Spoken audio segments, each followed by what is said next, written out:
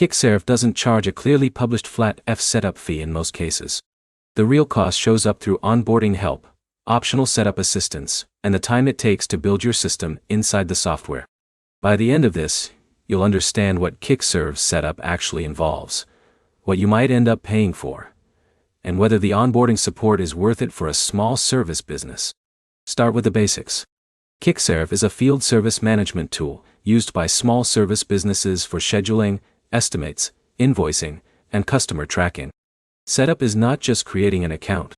It's configuring the system so it matches how your business runs day to day. Now look at onboarding. Kickserv offers setup guidance and support resources to help you get started. That can include help with account configuration, workflow setup, and importing customer data. Even if there's no obvious one-time setup fee, onboarding support may be included in higher plans, or handled as part of assisted setup depending on how you sign up. Next, consider data import.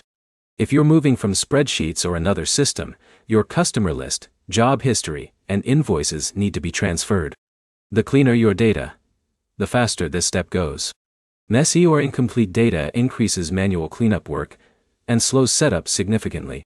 Now look at customization. Kickserv lets you define how your jobs flow from start to finish. That includes job stages, scheduling rules, and invoice processes. More customization means more setup time, even if the software itself stays simple. Next, think about training. Your office staff and field technicians both need to learn how to use the system properly.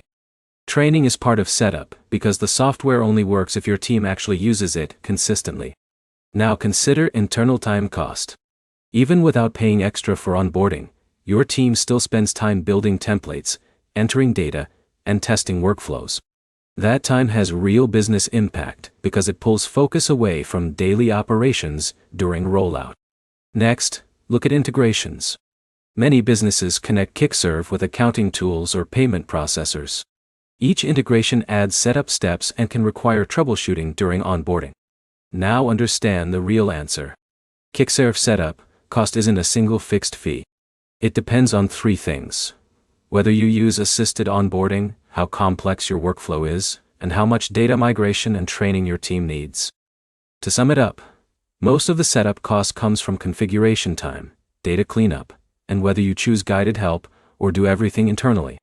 Next step is simple. Before you start setup, map your service workflow, clean your customer data, and decide if you need onboarding support or can handle configuration on your own.